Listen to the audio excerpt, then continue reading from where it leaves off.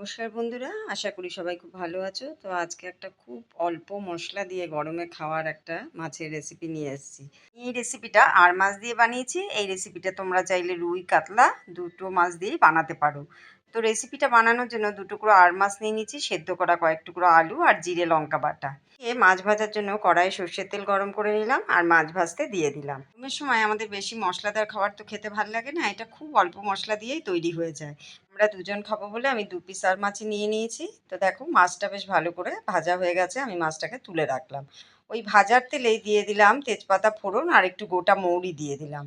ফোড়নটা ভাজা হয়ে গেলে দিয়ে দিলাম 2 কাঁচা লঙ্কা। এইবার যে ভেঙে রাখা আলুটা দিয়ে দিলাম, দিয়ে পরিমাণ মতো লবণ ও হলুদ দিয়ে আলুটাকে আগে ভালো মতো একটু ভেজে নেব। রেসিপিটা আমার মায়ের কাছ থেকেই শেখা। তো দেখো আলুটা যখন একটু ভাজা হয়ে যাবে, পাতলা পাতলা করে একটা টমেটো কেটে দিয়ে দিলাম। যেহেতু এখানে মশলার ব্যবহারটা খুব কম করছি, তার জন্য টমেটোটা এই ঝোলটাকে অনেকটা গাঢ় করে দেবে। এদিকে আমি জিরে আর লঙ্কা বাটাটাও দিয়ে দিয়েছি। এবার আলুর সাথে মশলাটাকে খুব ভালো করে কষিয়ে নেব যতক্ষণ না পর্যন্ত মশলাটা শুকিয়ে যায়। আর সামান্য পরিমাণে একটু লবণ দিলাম। আলু ভাজার সময় অনেকটাই লবণ দিয়েছিলাম। তো এবার দিয়ে দিলাম পরিমাণ মতো ঝোল। অল্প মশলা হলেও এই রেসিপিটা কিন্তু খেতে হয় খুব সুস্বাদু, একবার হলেও বানিয়ে দেখতে পারো। এদিকে ভেজে নেওয়া মাছ দিয়ে দিলাম আর দিয়ে দিলাম গরম মশলা বাটা। রেসিপিগুলো যদি তোমাদের ভালো লাগে অবশ্যই একটা লাইক করে পেজটিকে ফলো করে পাশে থেকেও। ধন্যবাদ।